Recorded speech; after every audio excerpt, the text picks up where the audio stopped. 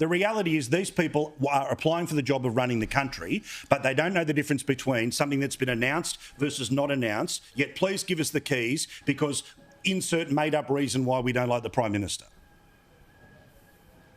Yeah, Paul, I loved your description there of the Mean Girls and the third one. It reminded me of that Seinfeld episode with the three tenors.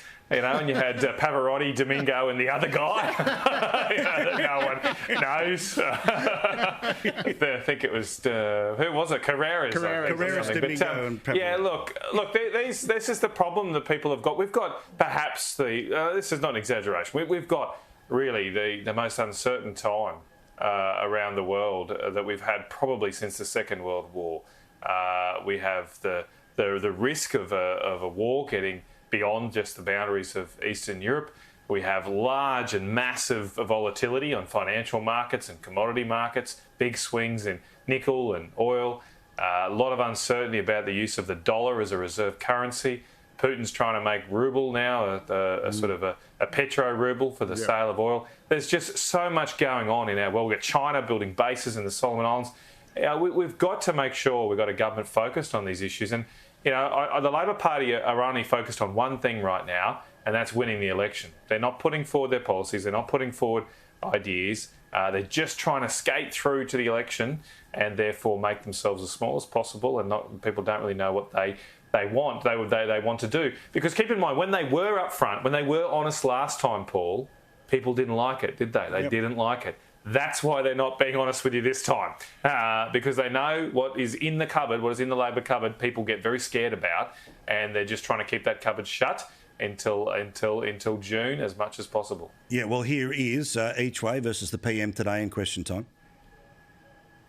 After a decade of ignoring cost of living pressures and attacking real wages, will the Prime Minister now admit his latest budget shows that the average Australian worker will be $1,355 worse off this year?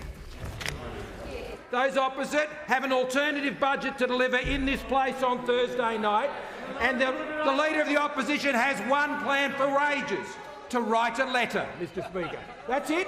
That's his only plan. He's going to write a letter to the Fair Work Commission. They're not a small target. They're a vacant space when it comes to economic policy, Mr Speaker.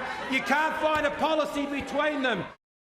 Now, Erin, again, you talk the political skill, right? Look, who knows what the earthquakes are? Who knows what the meteorite is? Who knows what it might be, coming from the papal enclave of Point Piper at some point in all of this, right? But you just saw.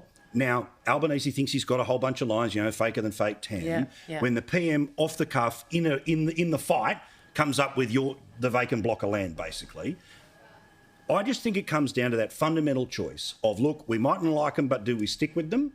Versus, no, I don't care, we're in the wrong direction, time for a reset. And I can tell you what, the bloke that you just saw firing up, I back him in 5 weeks of campaigning. I really do. No, absolutely. And he's shown before that he's capable of pulling off miracles. I think you only get one in your lifetime. He's clearly had his, but he might prove us wrong in that regard.